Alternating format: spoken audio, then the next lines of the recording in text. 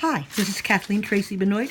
We're going to try to do a short video on the X Hemstitch to help out people who are asking for a visual on it. This is basically the first step.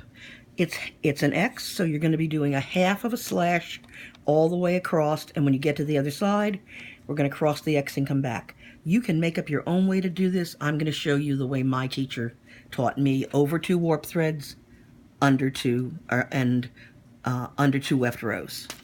So if you know you're going to do it and you want to leave your thread of the same yarn as your project about 4 times the width, you can sew right with that and you don't have to attach it. I, however, want a different color, and if you forgot or want a different color, no problem. You are just going to push up the work and down your starter so you can get to the first 2 rows of weft. Going to go into warp threads and come up and leave about a 3-inch kite tail, just like you would at the beginning of other things.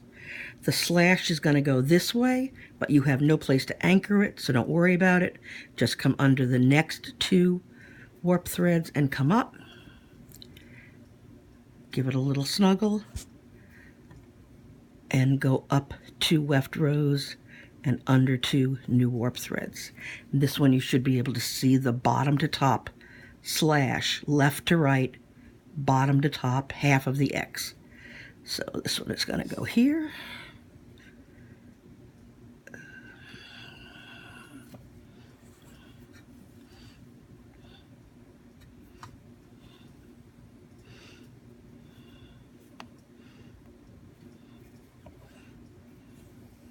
And then there's your next slash.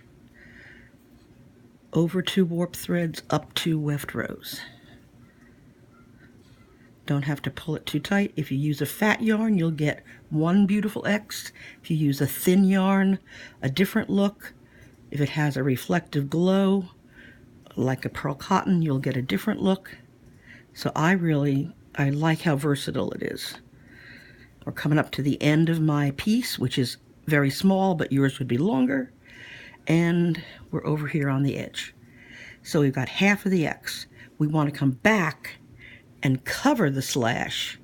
And how we're going to do that is the tail will cover it, but the needle will go from bottom to top, and the trail of its tail will give you the top to bottom part of your X.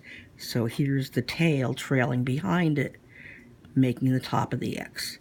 So the needle goes from bottom to top. I think I made a kind of small X there. And then over here, bottom to top. I looked, and the only place I could find any documentation of this was in the Compendiums book by Interweave Press, and all it had was 1 page showing an X stitch. And it didn't show it a lot, but I could not find anything else anywhere else. So I'm struggling with this loom up on the table because we needed the light. So if you had your loom in the right position, it would not be this much of a struggle to make your X's. So, and when you get to the other side, you're just going to anchor your tail by tying a small knot or a loop and putting it back inside of your work there. I think I caught my top weft row by mistake.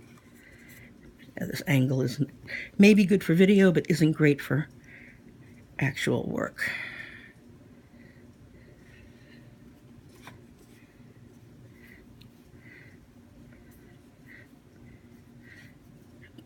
Yeah, okay, I'm catching things up here because I just can't see. But right here, where the X's are covering, that's what you would get all the way across. This was the fabric that we talked about going all the way across with a matte finish X. And this is basically the first part of your X is a bottom to top slash. Get to your edge, cover it with your tail, and come back and create your X's.